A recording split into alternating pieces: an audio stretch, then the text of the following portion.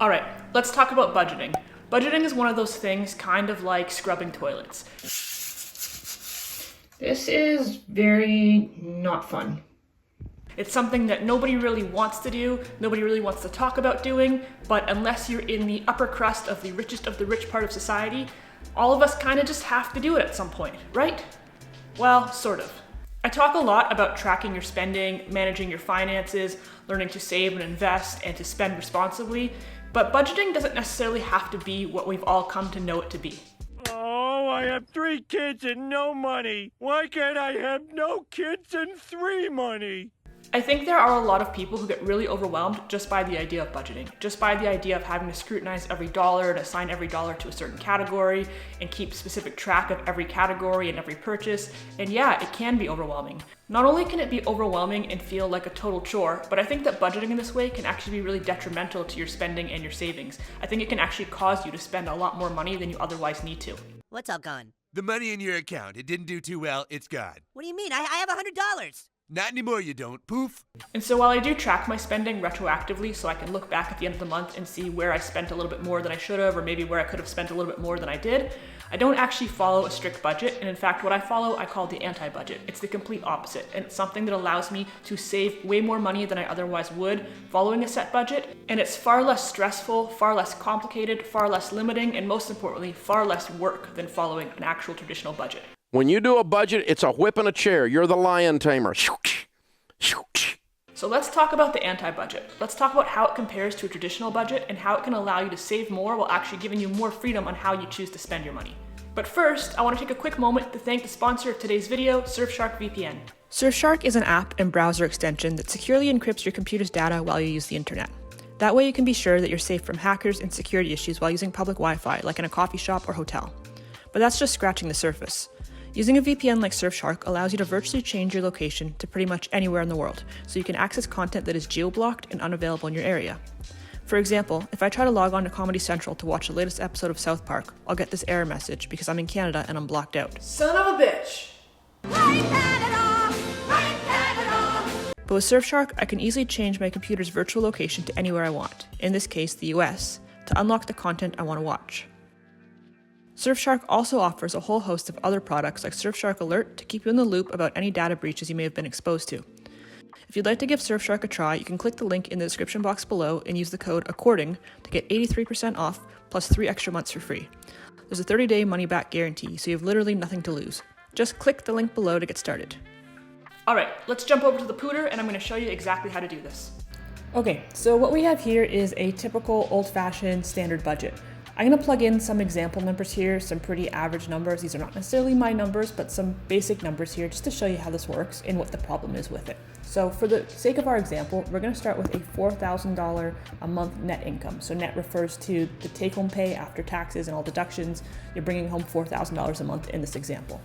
The very first bill you always have to pay, of course, is your rent or your mortgage. So we're going to say that it's going to be, let's say, $1,800 a month. I think it's pretty average.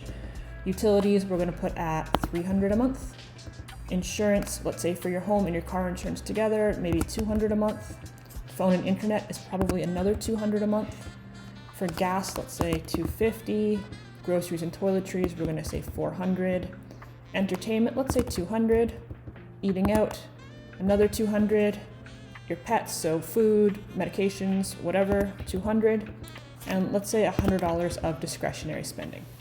Now what's left at the end here is $150 left over. And in a typical budget, that would be what you save and invest, and whatever's left over. Your savings and your investments would equal whatever's left after you pay all your bills and spend on whatever you're going to spend on. And there's a few problems here. Number one is that this is just not enough money to be saving. Like $150 a month is not enough savings to get you ahead in life, and particularly not nearly reasonable enough when you're making a $4,000 a month take-home pay. That's a respectable income, and $150 is just, that's like less than 4% of your take-home pay. Not sufficient. The other problem is that the way that people break down categories, which is kind of what I've done here, is that it really allows them to compartmentalize things too much to a degree that they wind up spending a lot more on certain things than they realize. For example, in my humble opinion, entertainment, eating out, and discretionary, I'm going to turn these red just so you can see them a little easier. These are all discretionary categories, right? I would argue that eating out is a form of entertainment. I would argue that both these things are discretionary. And so when you budget them this way, as most people do, you go, okay, well, $200 a month on entertainment, pretty reasonable. $200 a month on eating out, okay, fine. And $100 to shop or do whatever you want to do. Those all seem like somewhat small amounts. But if we actually realize that these are all discretionary categories, 200, 200, and 100, you're actually spending $500 a month on discretionary spending.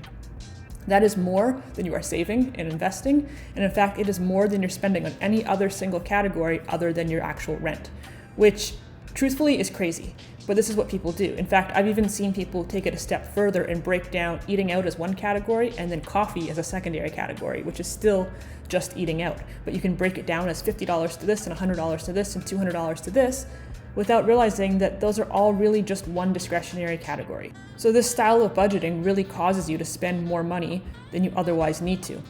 And the other way that it does that is it allows you to justify spending more money than you otherwise maybe would because specifically you've budgeted for it. So let's say, for example, this month, instead of spending $200 eating out, you only spend $100. At the end of the month, most people are going to look, they're going to realize they still have $100 left for eating out, and they're going to go and they're going to eat out some more. They're going to spend it, or they're going to blow it on something else discretionary. Instead of looking at it as, okay, well, I just spent a little bit less this month, which is a good thing, they're going to look at it as, hey, I still have more money that I can spend, so I will. And so I don't think that this is the best way to manage your money, because I think that it just allows you to justify spending money on things that maybe are not wise decisions, and it does not prioritize saving and investing, which I think is the biggest issue. We're going to flip over now to the anti-budget. So this is going to be exactly the same chart that I've made here, and in fact, we're going to use exactly the same numbers. So I'm going to show you the difference. So we're going to use a $4,000 a month take-home pay, $1,800 a month rent, $300 for utilities, $200 for insurance, and $200 for your phone and internet. We're going to pause here for a second. I'm going to take these 4 categories and I'm going to turn them green. And the reason that I am differentiating between these 4 and the rest is because these 4 are not only mandatory, but they are fixed expenses for the most part, meaning that they are not really going to fluctuate from month to month. Your mortgage or your rent should be the same every month. Utilities can certainly fluctuate a little bit, but there's not a whole lot you can do to change that. And once your bill comes in at that specific point, it's really too late anyways. You owe whatever it is. And so, you don't have a lot of control over it. So for this purpose, we're going to consider that a fixed expense. And then your insurance and your phone and internet, again, should be pretty much the same thing every single month. The rest of these expenses, though some of them are absolute necessities like gas and groceries, you have to drive, you have to eat, the reason that I'm separating them out is because they will fluctuate. They can fluctuate a lot from month to month based on your lifestyle, based on prices of things, based on whatever you have going on. Maybe one month you drive a little bit more or a little bit less. Maybe one month you host people at your home, so you need more groceries, or you don't need as many groceries for whatever reason. And these things can all change, right? Maybe you have a standard amount that you spend on your pets most months, but maybe one month you have a vet bill. These things are all fluctuating expenses. What I'm going to do here before we address these expenses is I'm actually going to add in one more line, and I'm going to take the saving and investing category and I'm going to move it up to this line, and I'm going to turn it green.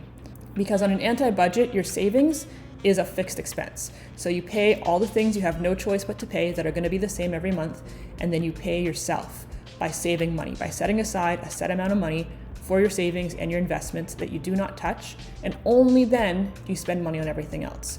So in this case, I'm going to say we're going to save $500 a month. I'm going to turn that green as well. Okay, so we're setting aside $500 a month. Now we have $500 in our savings, all of our fixed expenses covered, and for everything else, we have $1,000 left over that we can spend however we want, however we need, however we see fit. You do not have to budget this money. You do not have to track this money. You do not have to worry about this money. You just spend it however you need to spend it. So let's say in this example, we wind up driving a little bit more and we wind up spending $300 on gas instead of the $250 in the previous example. And let's say instead of spending $400 on groceries, we spend $450. Well, this would be a big problem with our typical budget because between these two categories, we'd be behind $100 already. That doesn't have to be the case. Now we go, okay, well, we have $250 left to spend on the rest of these categories. Dog still needs to eat. That one's going to be $200. And now I only have $50 left, and I can choose it as shopping money, I can choose it for entertainment, I can choose it for eating out, but I have to choose how I want to spend it because I clearly can't have it all, right? Let's say, on the contrary, let's say, 1 month your dog has to go to the vet, and instead of spending $200, you spend $400, but we only spend $2.50 on gas like we usually do, and maybe we're going to cut down our grocery bill a little bit this month just to, make up for whatever happened before, and we're going to go down to $3.50.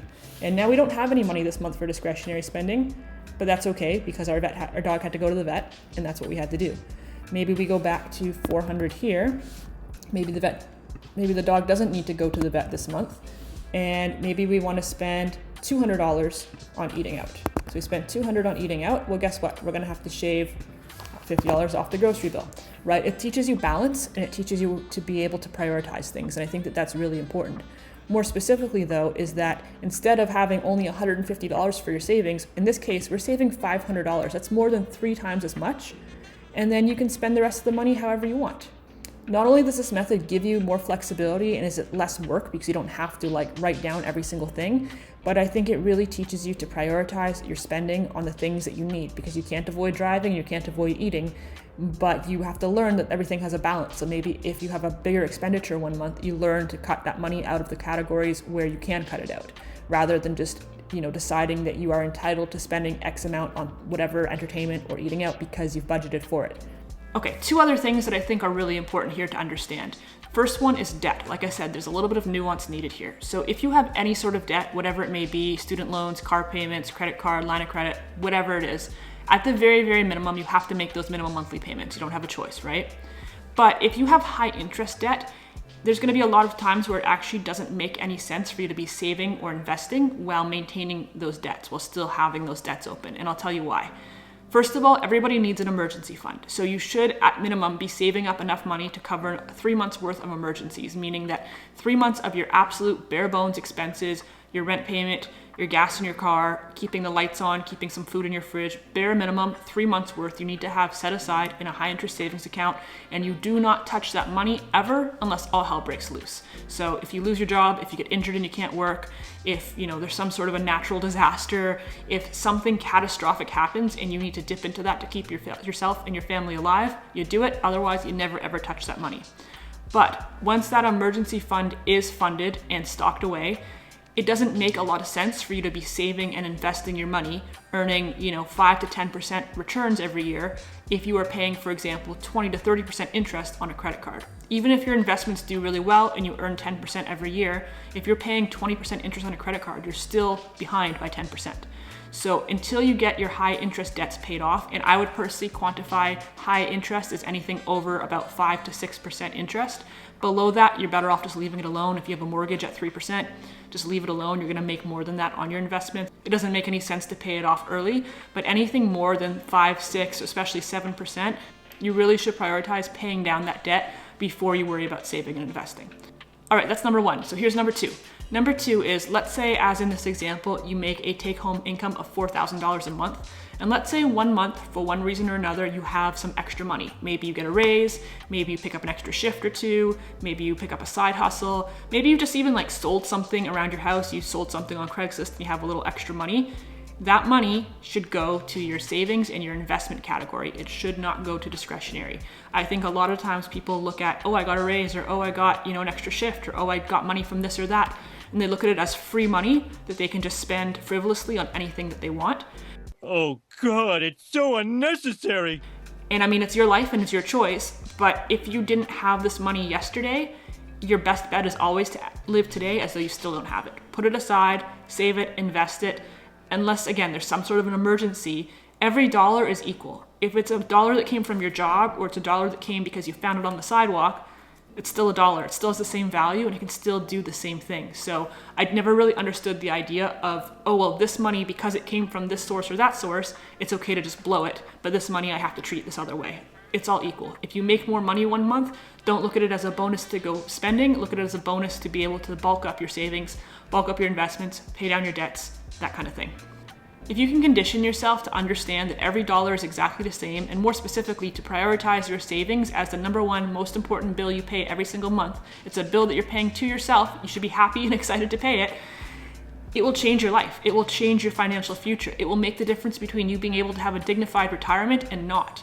It'll make the difference between you being able to live the kind of life you want to live or being perpetually broke and in debt and stressed out. So if you pick up an extra shift and you make an extra $100 next week, that's awesome, but don't go spend it at the mall or the bar or wherever else. Put it into your savings. Future you will thank you.